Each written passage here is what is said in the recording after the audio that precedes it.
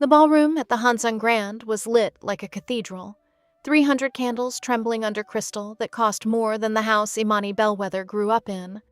She stood at the top of the marble staircase in a silk dress the color of dried blood, her grandmother's pearl earrings cold against her neck, and below her, 400 guests went silent, the way crowds go silent before a verdict.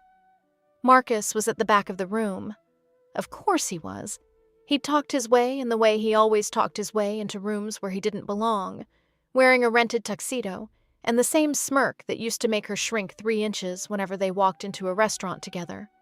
The same mouth that, 11 months ago in the parking lot of a cheesecake factory in Atlanta, had told her she was nothing special, that she should be grateful any man stayed. Now he was watching her descend a staircase in a building owned by a man whose name people in 3 countries learned how to pronounce correctly out of fear. Seo-jun Hwang waited at the bottom step, black suit, no tie, a single white camellia in his lapel because she'd once mentioned in passing on a Tuesday that it was her mother's favorite flower. He extended his hand, palm up, and the entire room, diplomats, executives, men with the kind of money that doesn't appear on tax returns, leaned in to see whether she would take it. Marcus opened his mouth. He was going to say her name. He was going to try. Seo-jun didn't look at him. He didn't have to. 2 men in charcoal suits had already materialized at Marcus's elbows like they'd been carved out of the wallpaper. "Tonight," Seo-jun said, loud enough for the microphones, soft enough that only she could hear the weight under it, "every person in this room is going to learn your full name." Imani's breath caught. She felt the staircase behind her, the 400 faces in front, and somewhere in her chest, a small girl from Decatur who used to make herself smaller in photographs, finally stood up straight. But to understand how Imani Bellweather ended up here, on the arm of one of the most dangerous men in East Asia, in a dress that didn't apologize, about to dismantle her ex-fiancé in front of 400 witnesses, we need to go back, all the way back. To the morning she was still nothing special. If you've ever loved someone who made you feel like the bill at the end of the meal, something to be split, something to be argued over, something that was always slightly too much, this story is for you. If you've ever shrunk yourself to fit into a relationship that was never going to grow around you, if you've ever been told you were nothing special by someone whose mouth you used to kiss, if you've ever wondered whether the woman you used to be before him, before the shrinking, whether she's still in there somewhere, waiting, she is, I promise you, she is.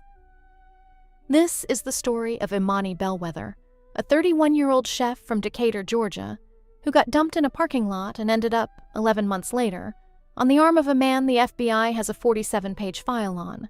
It's a love story, it's a revenge story, but mostly, and this is the part nobody tells you, it's the story of a woman who got herself back.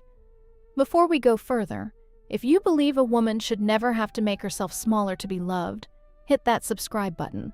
Drop a comment and tell me, what's the worst thing a partner ever said to you? I read every single one. Let's go.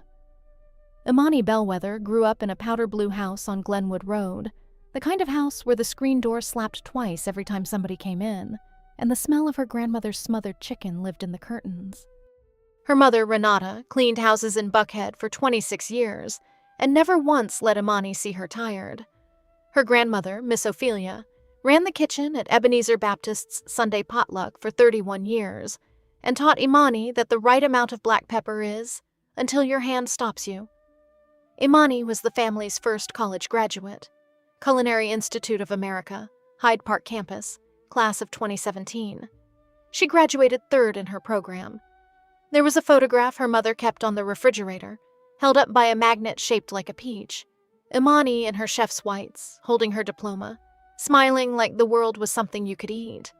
She met Marcus Whitfield at a friend's engagement party in 2019. He was an account manager at a logistics company, 6'2", good teeth, the kind of laugh that filled a room and made you assume the man was generous. He wasn't. But she didn't learn that for a long time. Within 4 months, she'd moved into his condo in West Midtown. Within 8 months, she'd taken a sous chef job at a slower restaurant, Camellia House. instead of the executive chef track she'd been recruited for in Charleston, because Marcus said long distance wasn't his thing. Within a year, she was cooking him 3 meals a day on her days off, doing his laundry on her days on, and accepting that his mother, Diane, would call her the girlfriend for the entire 4 years of their relationship, even after the engagement. The engagement. God.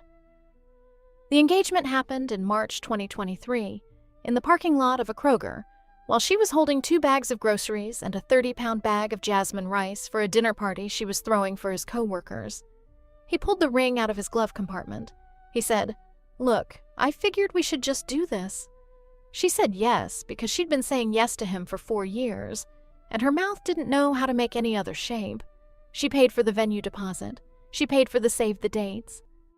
She paid for the engagement party, which Diane planned and Imani cooked for, 22 people, a 5-course menu, and at the end of the night, Diane toasted, "To my son's good fortune," and didn't say Imani's name once. The lie Imani believed, the lie she had been believing in increments so small she didn't notice them accumulating, was this: that love is something you earn by being useful, that if you cook enough meals, swallow enough comments, make yourself small enough to fit inside the spaces a man leaves for you, you will eventually be enough. You will eventually be chosen. You will eventually be loved the way you love. She believed it on the Friday in April 2024, when she pulled $14,000 out of her savings to cover the catering deposit for the wedding, because Marcus's bonus got pushed. She believed it on the Saturday when she found a text on his phone from someone named Brielle that said, "Tell me again, she means nothing." She believed it on the Sunday when she confronted him in the parking lot of a cheesecake factory off Peachtree, and he looked her in the eye with a Caesar salad going cold in a to-go bag at his feet, and he said, "Imani, be honest with yourself. You were nothing special. I was being charitable." She didn't cry, not in the parking lot. She drove home, walked into the condo she'd half paid for, packed 2 suitcases and her grandmother's cast iron, and left. She slept on her cousin Tanika's couch in East Point for 19 days. She lost 11 pounds. She didn't eat anything she cooked. She couldn't. On day 20, she answered a job posting on a culinary forum. Private chef, discreet client. Atlanta-based, but extensive travel. Compensation negotiable, weighted heavily toward yes. She didn't know that posting was about to walk her straight into the rest of her life. The interview was on the 42nd floor of a building in Buckhead that didn't have its name on the outside. Imani had to give her ID to a man in the lobby who looked at it for a long time, then nodded once and pressed an elevator button that had no number on it.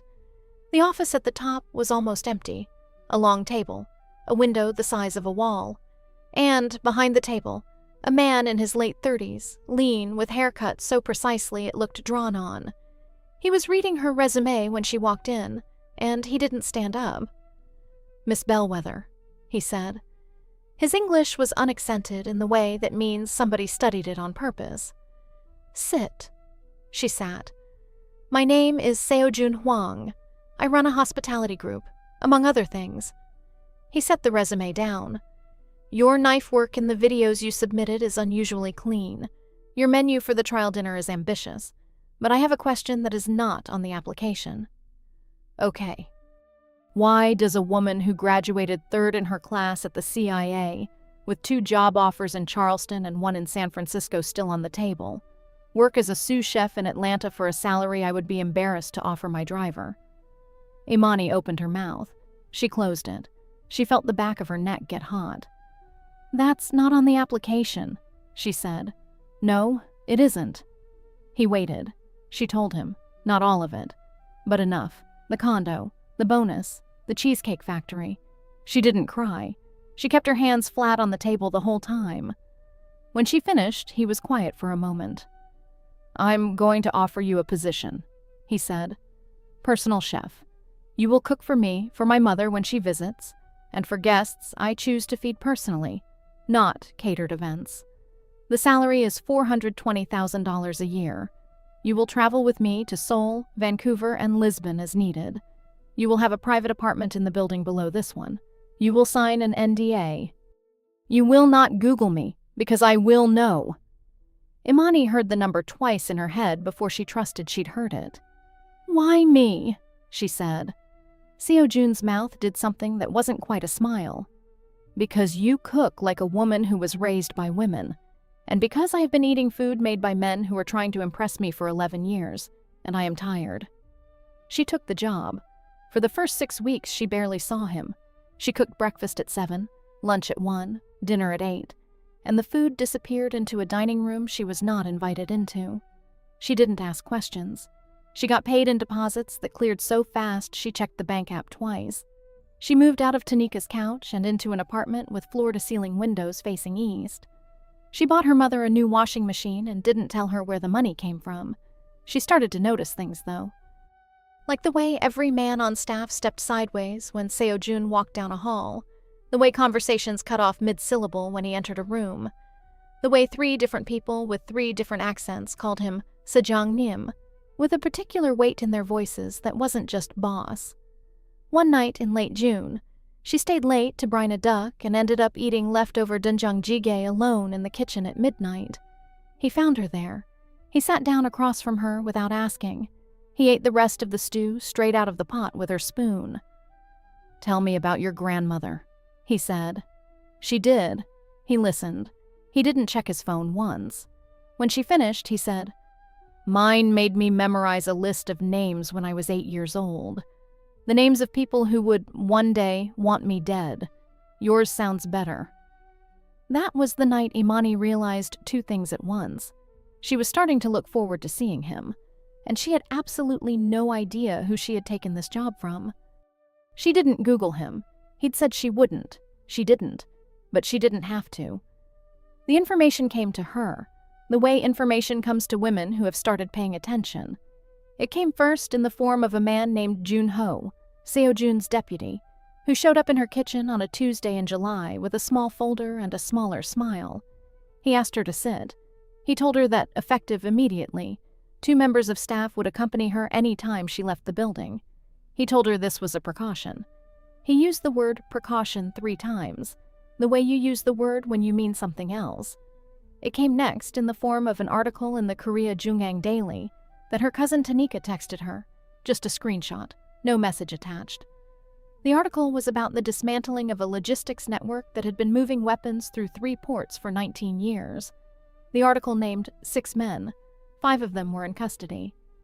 The 6th, the alleged successor, the man who had reportedly taken over operations at 28 and turned a violent hemorrhaging organization into something resembling, in the words of one anonymous prosecutor, a Fortune 500 company with funerals. That man's name was Hwang Seo-jun. Imani sat in her apartment with floor-to-ceiling windows facing east and read the article 4 times. Mafia is an Italian word. It is not the word Koreans use. The word in the article was a longer one, a more careful one that referred to inherited organizations with century-long roots and ledgers that crossed oceans. But the meaning, stripped of its careful clothing, was what she had already begun to suspect. She did not run. Later, she would wonder about that. Later, she would understand it. She did not run because, for the first time since she had been 18 years old, she had been asked, by a man, to tell him about her grandmother, and he had listened. And he had not, at any point in the 11 weeks she had worked for him, made her feel like a bill. She also did not run because 2 days after Tanika's text, the second revelation arrived. It was Marcus. He sent her an email, not a text. She had blocked him on every platform that had a block button, but an email to her old culinary school address, which he had remembered. The email had a subject line that said simply, "We need to talk." The body of the email said that he had heard through mutual friends that she was working for a Korean businessman with questionable connections, and that he was concerned for her safety. He suggested they meet. He said he still cared about her. He said, and this is the part that made her hand shake holding the phone, that he had documentation, receipts, screenshots, financial records from their shared accounts, that he was prepared to share with authorities if she didn't agree to meet with him within 72 hours. Imani read the email twice. Then she walked out of her apartment, took the private elevator up to the 42nd floor, knocked on the door of an office she had never been allowed to enter, and handed her phone to Seo-jun Hwang. He read the email. His expression did not change.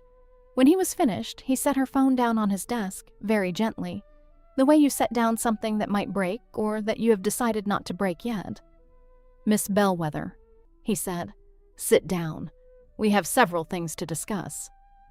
The situation was no longer about a man who had called her nothing special in a parking lot.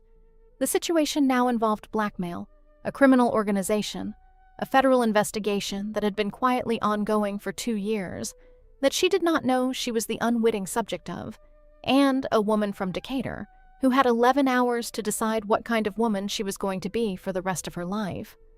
Seo-jun didn't tell her what to do. That was the first thing. He didn't even tell her what he would do if she asked him to handle it. He poured her a glass of water, set it in front of her, and waited until her hands stopped shaking enough to pick it up. "Here is what is true," he said. "First, your ex-fiancé does not have anything real. Whatever documentation he claims, it is a bluff designed to extract a meeting, money, or a confession of fear from you. I had him looked into the moment I hired you, because I have everyone I hire looked into. He's in $14,000 of credit card debt. He was passed over for promotion in February. He is desperate. Second, the fact that he knows where you work and that I am what I am is concerning. He did not figure that out by himself. Someone told him. I am going to find out who, and I am going to handle that part. That is not your problem. Third, the federal investigation that is occurring, the one mentioned in the article your cousin sent you, is real. I am not a target of it in the United States. My organization in Korea is being restructured precisely so that I will not be. But your name, because you work for me, will at some point cross a desk in Washington. I want you to know that. I will not lie to you about that, ever." Imani drank the water. She set the glass down. "What are my options?" she said. 3. Seo-jun held up one finger. Option 1. I give you 18 months of severance, a glowing reference under a false employer name, and a flight to anywhere on Earth that is not Atlanta. You disappear. Marcus has nothing to extort, because you have nothing he can touch. I never contact you again. Second finger. Option 2. You stay employed by me, but I have my legal team handle Marcus quietly. A cease and desist. Possibly a countersuit for what you put into that wedding. You continue to work for me. The relationship between us remains professional. The federal noise around my name remains a background risk, but a manageable one. Third finger. Option 3. You handle it yourself. You file charges against Marcus for attempted extortion. You file civil suit for the money he owes you from the engagement. You stand in a courtroom and you put your name on the record. You do not hide.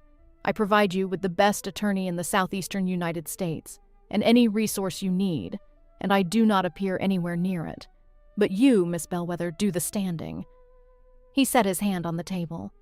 I will tell you the risk of option 3 honestly, because I respect you too much to lie to you. Marcus will try to drag my name into the proceedings. Reporters will sniff.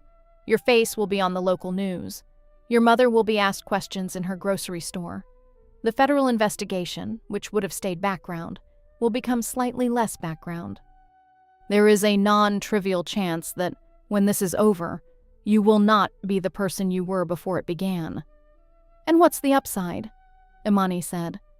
Seo-jun was quiet for a moment. The upside is that you will be the person you are after it, which, from what I have observed in 11 weeks of eating your food and listening to your stories, is a woman I would not bet against. She thought about Renata, hands raw from 26 years of other people's bleach. She thought about Miss Ophelia at the Ebenezer kitchen, telling a deacon twice her size that the chicken would be done when she said it was done. She thought about the powder blue house on Glenwood Road, and the woman she had been before she met Marcus, and the dress in her closet from her CIA graduation, the one she hadn't fit into in 3 years because she had been eating her grief in private. Option 3, she said. Seo-jun nodded once. Good. One more thing. Whatever this becomes between you and me, after, that is a separate conversation, and we will have it only when this part is finished. I do not negotiate from positions of leverage. Understand that." She did. She understood in that moment, more than she had understood in 4 years with another man. She stood up. She held out her hand. He took it. "Let's go to work," she said. The attorney's name was Sabrina Okafor. She was 44, ran a 5-partner firm in Midtown, and had won a wrongful termination suit against a Fortune 100 company the previous year that had been written up in 3 legal journals. She met Imani in a conference room with a view of Centennial Park and a whiteboard already filled with a timeline of Marcus's financial life that she had compiled in less than 48 hours. "We're going to do 4 things," Sabrina said. 1. We file a police report for attempted extortion based on the email he sent you. 2. We file a civil claim for the money you put into the wedding, the deposits, the venue, the catering, which by my preliminary count is $23,400. 3. We send a cease and desist that is so loud it can be heard from the moon. 4. And this is the part you have to be ready for. We let him try to fight back, because every time he opens his mouth, he digs himself deeper. Imani signed the engagement letter. She walked out of that office at 4:17 on a Wednesday in late July and didn't feel scared. She felt something else. She felt like a knife being sharpened. The police report was filed Thursday. The cease and desist hit Marcus's inbox Friday morning at 9 a.m. and his mother Diane's mailbox at 10. The civil complaint was filed in Fulton County Superior Court Monday at 8:30. Marcus's first response was, predictably, the wrong one. He called Imani's mother.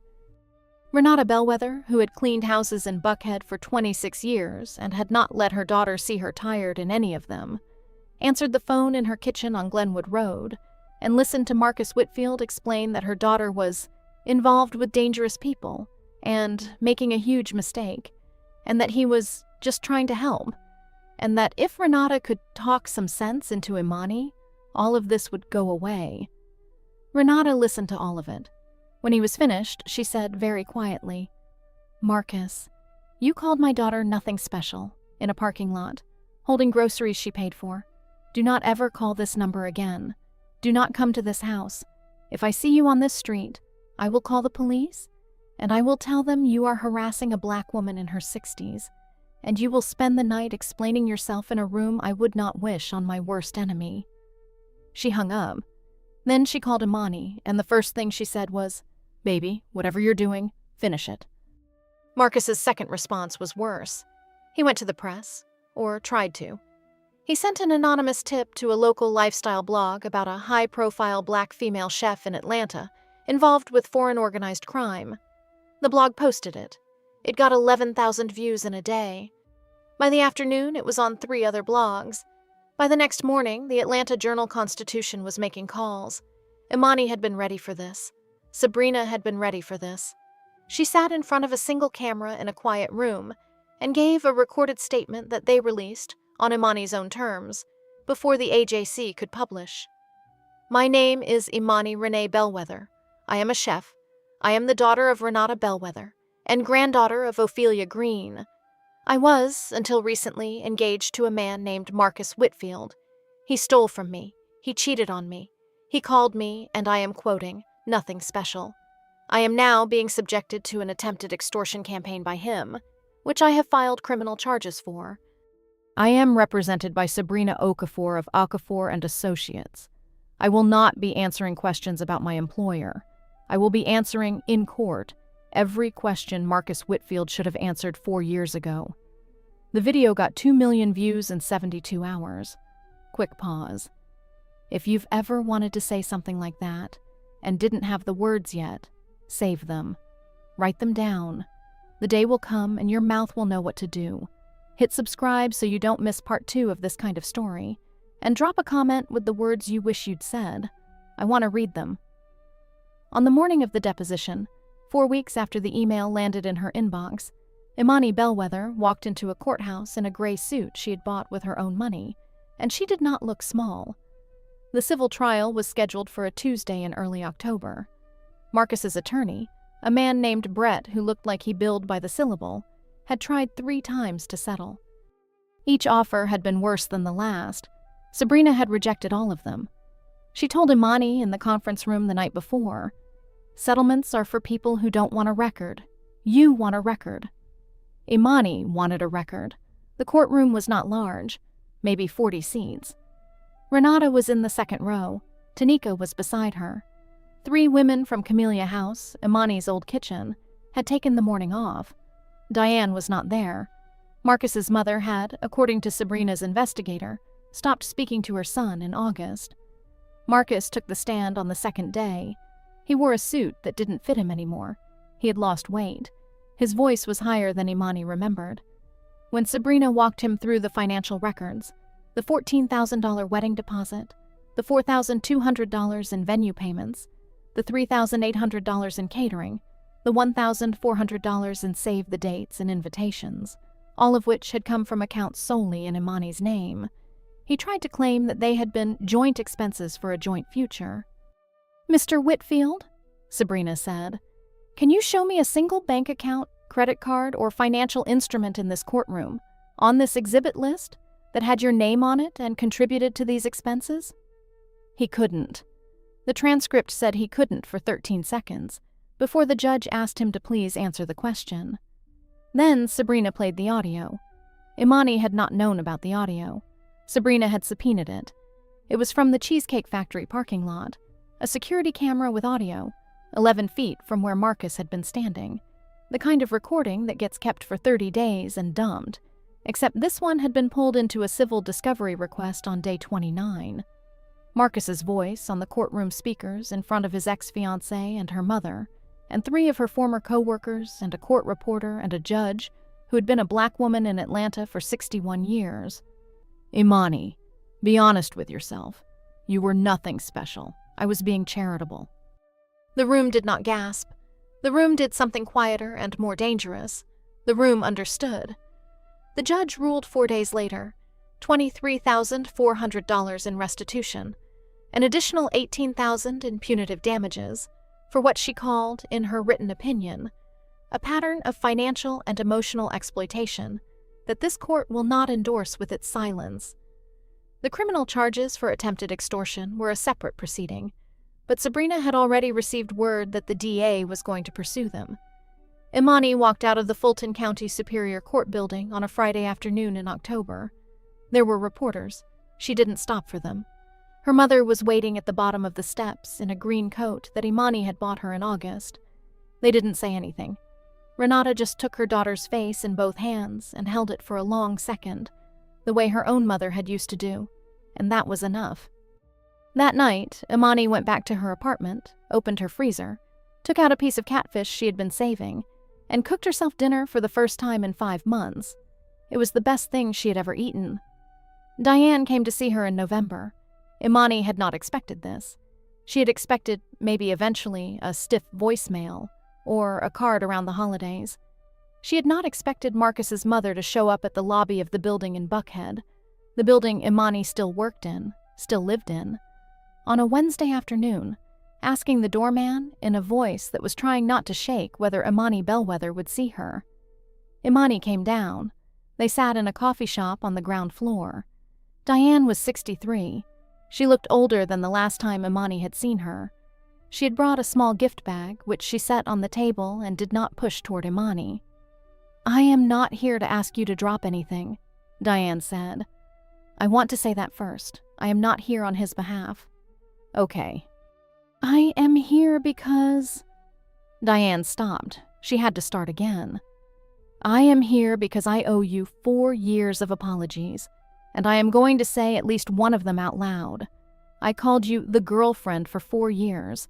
I did not learn how to make a single thing you cooked, even though you cooked at my house 26 times. I let my son talk about you in my kitchen, in a way I should have stopped him from talking about anyone. I am sorry." Imani didn't say anything for a long moment.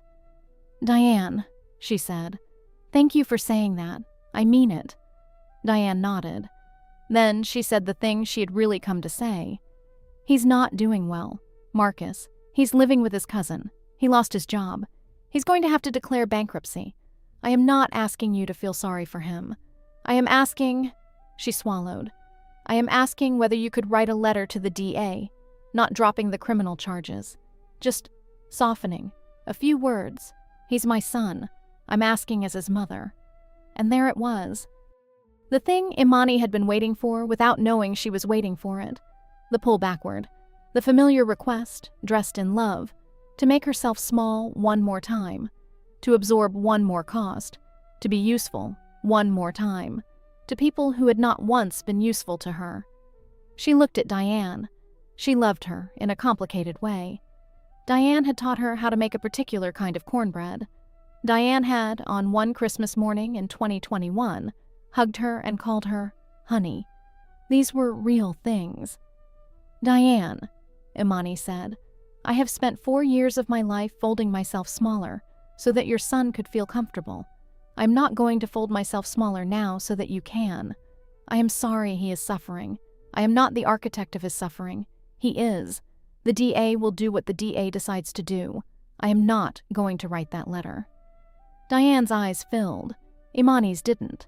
That was the difference. That was the whole difference. "I understand," Diane said. "I hope you do." Diane left the gift bag. Inside it, when Imani opened it later, was the cornbread recipe, Diane's mother's, handwritten on an index card so old the edges were soft. Imani put it in a frame. It hangs in her kitchen now. It is the only thing from those 4 years she kept.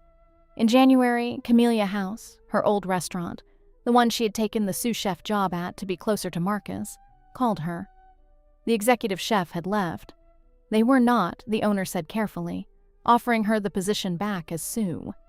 They were offering her executive chef, a 3-year contract, equity in a second location they were opening in Inman Park in the fall, a salary that, while substantially less than what Seo-jun was paying her, came with her name above the door.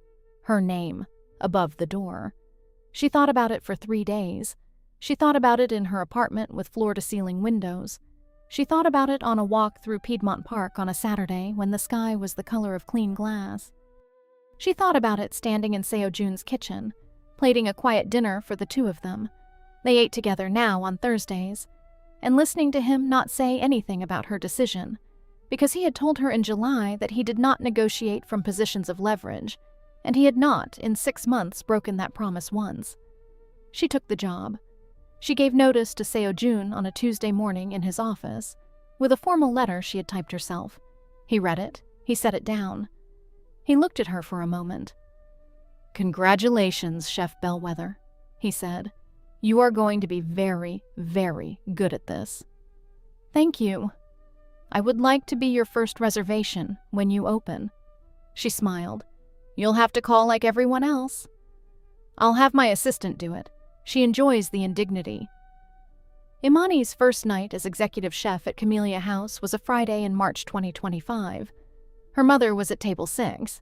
Tanika was at table 8 with her husband. The mayor's chief of staff was at the bar. Imani worked the line in chef's whites that had her name embroidered above the heart, Imani R. Bellweather, executive chef, and she sent out 142 covers in 5 hours without burning a single sauce. At the end of the night, she sat on the back step of the kitchen with a glass of cold water and her grandmother's cast iron, which she had brought to season the new line, resting beside her. She thought about the woman who had cried on Tanika's couch for 19 days. She thought about the woman who had paid for a wedding she was never going to have. She thought about the woman in the parking lot of a cheesecake factory, holding 2 bags of groceries and a 30-pound bag of jasmine rice, accepting a ring out of a glove compartment, saying yes because her mouth didn't know how to make any other shape. That woman was not gone. She was never going to be gone. But she was no longer the woman in charge. The woman in charge was Imani Renee Bellweather. Executive chef, daughter of Renata, granddaughter of Ophelia, and, increasingly, something else she had not yet given a name to. He waited until April.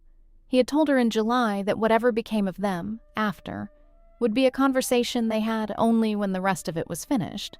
He had meant it. He had not flirted with her once during the trial. He had not made the air heavy in rooms they shared. He had been, in every interaction, exactly what he said he was, a man who did not negotiate from positions of leverage. On a Sunday in April, he asked her to dinner, not at his building, not at her restaurant, at a small Italian place on the west side, owned by an old woman who didn't know who either of them were and didn't care.